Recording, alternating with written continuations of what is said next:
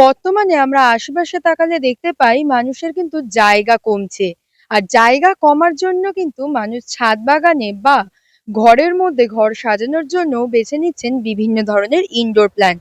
কিন্তু indoor plant ঘরের মধ্যে রাখার জন্য মেনে চলতে হয় বেশ কিছু সতর্কতা, বা সেই কাজগুলোর পরিচর্যা পদ্ধতিও কিন্তু হয় বেশ কিছুটা আলাদা।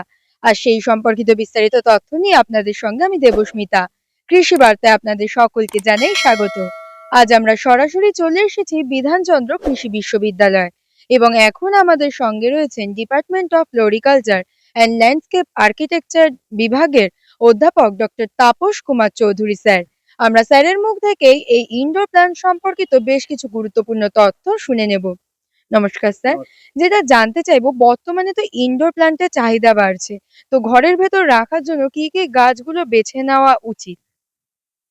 ঘরের মধ্যে গাছ এমন গাছ বাছতে হবে যেসব গাছের আহ, সূর্যের আলো বা লাইট লাইট খুব কম লাগবে।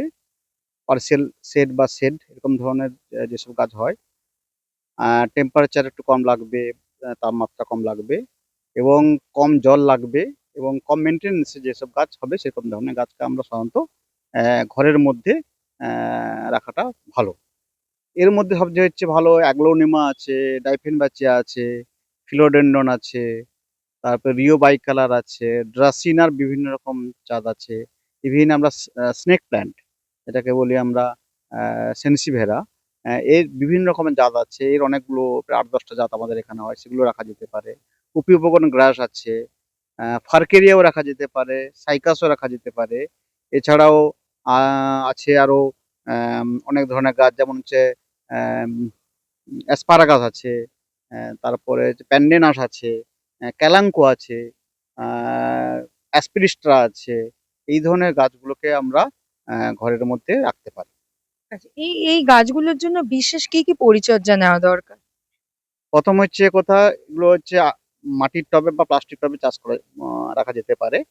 তবে লাগানোর আগে, গাছ লাগানোর আগে টবের মধ্যে যে মিডিয়াটা তৈরি করতে হবে, গ্রোয়িং মিডিয়া, তার মধ্যে ১ ভাগ মাটি, ১ ভাগ গোবর সার, ১ ভাগ বালি, এটার সঙ্গে এক একটা গাছের জন্য ৫০ গ্রাম করে হাড়ের গুঁড়ো দিয়ে সারটা তৈরি করে নিতে হবে। তৈরি করে নেওয়ার পরে ৭ দিন ঢেকে রেখে দিতে হবে। রেখে দেওয়ার পরে এবারে আমরা গাছ লাগাবো। এবারে গাছ লাগানোর পরে প্রতি ১৫ দিন অন্তর আমরা যদি সর্ষের খোলকে পচিয়ে দিতে পারি তাহলে খুব ভালো হয়। এবারে সর্ষের খোল পচা কিন্তু একটা গন্ধ করে। সেজন্য কি করতে হবে, ১৫ দিন বাইরে পচিয়ে নিতে হবে। পচিয়ে নেওয়ার পরে ধরুন ১ কিলো সর্ষের খোল ১ লিটার জলে মিশিয়ে পচানো হবে।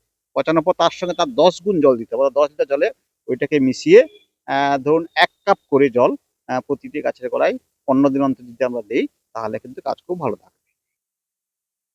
এছাড়াও আমরা ১০-২৬-২৬ যে সারটি আছে, ৮টা থেকে ১০টা দানা ৩ মাস অন্তর যদি গাছের গোড়ায় দেওয়া যায় তাহলে কিন্তু খুব ভালো থাকে। গাছের জন্য তো সূর্যের আলোর প্রয়োজন হয়, তো ঘরের ভেতর রাখলে কি সেই গাছগুলোকে সূর্যের আলো দেওয়ার প্রয়োজন আছে? আহ, ঘরের মধ্যে যে লাইট আমরা রাত্রে জ্বালাই সেই লাইটই সাফিসিয়েন্ট। তবে ২ মাস অন্তর গাছকে বাইরে একটু সপ্তাহখানেকের জন্য বের করে নিয়ে একটু রোদ্দুর খাইয়ে নেওয়া দরকার। দিলে কি হবে, তার খাবারটা আবার একটু ভালো করে তৈরি করে নেয়, দিয়ে আবার ২ মাস রাখা যেতে পারে ঘরের মধ্যে। তারপর আবার ১ সপ্তাহ কি ১৫ দিন বাইরে একটু বের করে নিয়ে রাখলে ভালো। যে এই গাছগুলো ঘরের মধ্যে রাখার প্রয়োজনীয়তা কি, বা কি এই যে ইনডোর প্ল্যান্ট গুলির উপকারিতা কি?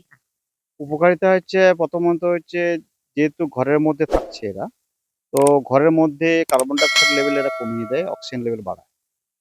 বিভিন্ন রকম যেগুলো বাজে পলিউটেন্ট আছে এয়ারে ঘুরে বেড়াচ্ছে, সেগুলোকে এরা শরীরের মধ্যে নেয়, নিয়ে সেগুলোকে হচ্ছে ঘরের মধ্যে অনেক উপকার করে। মানে এই এয়ারকে ফ্রেশ করে, পরিষ্কার কথা হচ্ছে এয়ার ফ্রেশ করে। ফ্রেশ করে সাধারণ মানুষের যে ঘরের মধ্যে থাকার যে একটা অ্যাটমসফিয়ার, সেই অ্যাটমসফিয়ারটাকে অনেক বেশি ভালো করে। স্যার, এই যে ইনডোর প্ল্যান্ট গুলো সম্পর্কে জানালেন, পরিচর্যাটা জানলাম, খরচ কেমন হতে পারে এই গাছগুলো? একটা ৮ ইঞ্চি টবে যদি একটা হাউস প্ল্যান্ট তৈরি করতে হয়, একটা ৮ ইঞ্চি টবের দাম হচ্ছে ৪০ টাকা। মাটি, গোবর সার, বাকি সার দিয়ে ধরুন আরো ২০ টাকা খরচা। ৪০-২০ = ৬০ টাকা। আর গাছটা কিনে আনতে ধরুন আরো ৪০ টাকা। ১০০ টাকা একটা টব তৈরি করতে খরচা আছে। এবারে ধরুন যদি কারো ছোট একটা বাগান বাড়ি বাড়ি আছে, তার সামনে ধরুন টোটাল জায়গাটা হচ্ছে 1.5 থেকে 2 কাঠা জায়গা, তাহলে সে 200 থেকে 250 টব রাখতে পারে। এবার এক একটা টবের পিছনে বছরে খরচা আছে আরো প্রায় 50 টাকা। হ্যাঁ, যদি সে নিজে জল সার টার যাবতীয় নিজে দিতে পারে, তাহলে সার কেনার জন্য যেটুকু খরচা, সার এবং গোবর সার প্রতি 6 মাস অন্তর গোবর সার দিতে হবে, একবার করে পাল্টাতে হবে, রিপোর্টিং করতে হবে, এবং হচ্ছে 10-26-26 সার, এবং পারলে 19-19 এনপিকে 19-19 1 গ্রাম প্রতি লিটার জলে গুলে মাঝে মধ্যে দিতে হবে, কিছু মাইক্রো নিউট্রিয়েন্ট দিতে হবে। এই সব দিয়ে মোটামুটি দেখা গেছে যে বছরে এক একটা টব মেনটেন করতে প্রায় 50 টাকা খরচা আছে। অর্থাৎ যদি কেউ 100 টব রাখে, তার মানে 5,000 টাকা তার বছরে খরচা আছে। আর এক একটা গাছ মোটামুটি কতদিন পর্যন্ত বাঁচবে? এগুলো যেহেতু পেরিনিয়াল, অনেক দিন পর্যন্ত বাঁচে। আর কোনো গাছে যদি উচ্চতা অনেকটা বেশি হয়ে যায়, ইনডোরের ক্ষেত্রে কিছু কি আলাদা ব্যবস্থা নেওয়া যেতে পারে সেক্ষেত্রে? ইনডোরের ক্ষেত্রে সাধারণত এতে প্রুনিং করা হয় না, যেগুলো ক্রিপার সেগুলোকে প্রুনিং করতে হয়। আদারওয়াইজ বাকিগুলোকে রিপোর্টিং করে এর হচ্ছে কিছুটা পোর্শন শিকড় ছেড়ে ফেলে দিতে হয়, আর পুরোনো পাতাগুলো ছেড়ে দিয়ে আবার নতুন করে পটিং করতে হয়, এবং এই পটিংটা করতে হবে সাধারণত আমরা করে থাকি বর্ষাকাল। তো বর্তমানে যারা নার্সারি ব্যবসা করছেন তারা যদি এই ধরনের ইনডোর প্ল্যান্ট নিয়ে ব্যবসা শুরু করতে চান, কতটা সফলতার চান্স কতটা দেখতে পাচ্ছেন? যদি একজন ছেলে 5 কাঠা জায়গার উপরে এই হাউস প্ল্যান্টের একটা নার্সারি করে, তার পার ডে 2,000 টাকা করে বিক্রি হয়। তবে জায়গাটি রাস্তার ধারে হতে হবে, এবং সেখানে একটা শেড হাউস রাখতে হবে। শেড হাউস করে সেই শেড হাউসের মধ্যেই হাউস প্ল্যান্ট গুলো রাখতে হবে। রাখলে দেখা গেছে, আমরা দেখেছি যে একটা 5 কাঠা জায়গার মধ্যে একজন ছেলে সে যে একটা এই হাউস প্ল্যান্টের নার্সারি করে, তার পার ডে 2,000 টাকা বিক্রি আছে, এবং যেখানে 500 থেকে 600 টাকা খরচা আছে, কিন্তু 1400 থেকে 1500 টাকা লাভ হতে পারে। অর্থাৎ একজন ছেলে একটা ছোট নার্সারিতে পার ডে 1,500 টাকা যদি ইনকাম করতে পারে, মাসে তার 40 থেকে 50,000 টাকা ইনকাম আছে। এই গাছগুলো তো শুনলাম ঘরের ভেতর রাখা সম্ভব, ছাদ বাগানে কি রাখা যাবে এগুলো? ছাদ বাগানে রাখা যাবে না, এই কারণে ছাদ বাগানে টেম্পারেচার বেশি, লাইট বেশি।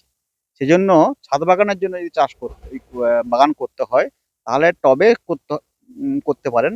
সেখানে বগনভিলিয়া, ক্রোটন, অ্যাডেনিয়াম, সাইকাস, পার্কেরিয়া, কিছু সাকুলেন্টস আছে, যেগুলো হচ্ছে ছাদে লাগানো যেতে পারে, যাদের টেম্পারেচার বেশি এবং লাইট বেশি দরকার। এই ধরনের গাছগুলোকে ছাদে লাগানোই ভালো। কারণ ছাদে যদি শেড দেওয়া যায়, তাহলে এই ধরনের গাছ রাখা যেতে পারে। হ্যাঁ, আর যদি ছাদে শেডের ব্যবস্থা না থাকে, তাহলে কিন্তু এই গাছগুলো বললাম, যে ক্রোটন, যে অ্যাডেনিয়াম, বগনভিলিয়া, এবং বিভিন্ন রকমের সাকুলেন্ট গাছ আছে, সেই গাছগুলোকে আমরা রাখলে বাগানে কিন্তু ছাদে কিন্তু ভালো আহ,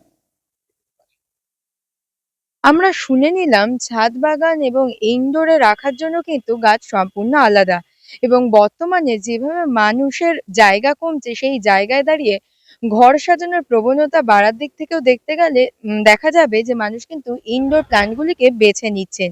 এবং কি কি গাছ আপনারা বেছে নিতে পারেন এবং কি কিভাবে পরিচর্যা করতে পারেন তার বিস্তারিত তথ্য থাকলো কৃষি বার্তার আজকের প্রতিবেদনে।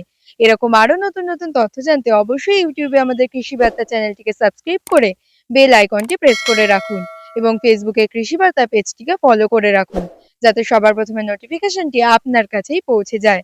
নমস্কার।